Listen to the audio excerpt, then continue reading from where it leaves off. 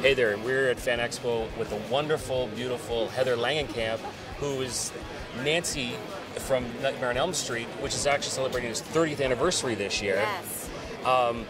When you look back at the 30 years that since you did the film, like, are you still like amazed at how much the fans and people around the world are still in love with this series that you were a part of?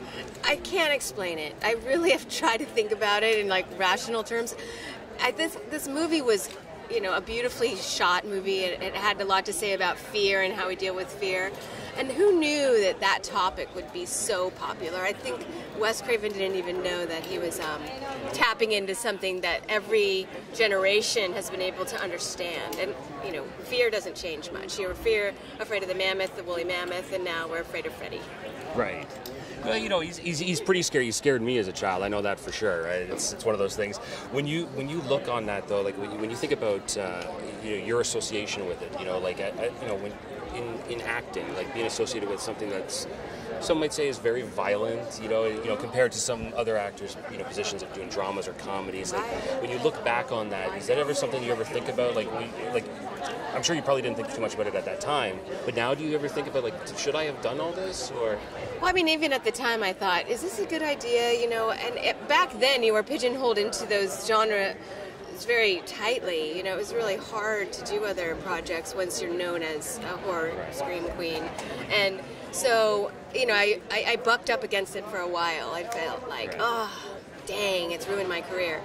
But now I really realize that this is something that not only am I incredibly proud of, and the fans alone have really helped tell me and let me know that this is actually a very important film, and hearing it from people emphasizes it to me that I was just being a judgmental idiot, in the beginning. I really was. I was like, I had visions of the costume dramas and BBC, and like, forget it. This is where it's at. I mean, look where I am. I'm at Fan Expo. Right. See, I think that's the right way to look at things like this. And of course you got to work with the great Robert Englund. And he's, and he's a fantastic. And your chemistry, and I use the word chemistry, yes. Good chemistry in its evil way, yes. Yeah. You guys really played off of each other. Yes. It seemed so good, and then and you came back for Wes was brave enough to say this evil guy is after these kids, but can't he actually have some kind of relationship with them, not just kill them, but actually have this cat and mouse, or maybe it's sexual attraction. Who knows what Freddy's all about? But Robert tried it. We all tried doing different things, and I think that's what made that Nancy-Freddy relationship really interesting. It wasn't, a lot of these killers are kind of boring. It's funny. We were talking. I'm going to kill you. It's like, okay, what next? Yeah, we were actually talking about it on the way in here about how the Jasons and the Michaels of the world they don't talk. They have zero personality, whereas Freddy really, you got something to play off of. Whereas most, like Jamie Lee Curtis with Mike Myers, she has nothing. She's just like a blank slate.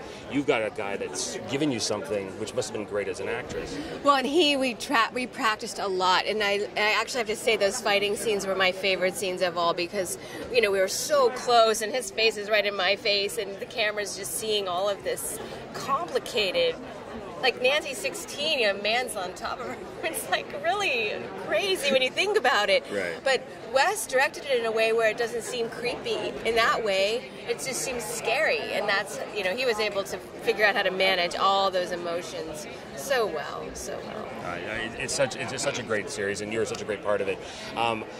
Before we let you go, I got one last question, because you've been to many cons and you've had this kind of experience before. What is your strangest, weirdest fan experience that you've had at a convention? I would be divulging very personal information if I did that. I have to protect my fans. No, I mean, some fans, I have to say, once in a while you'll meet someone who's had a really, really tough life, or they have some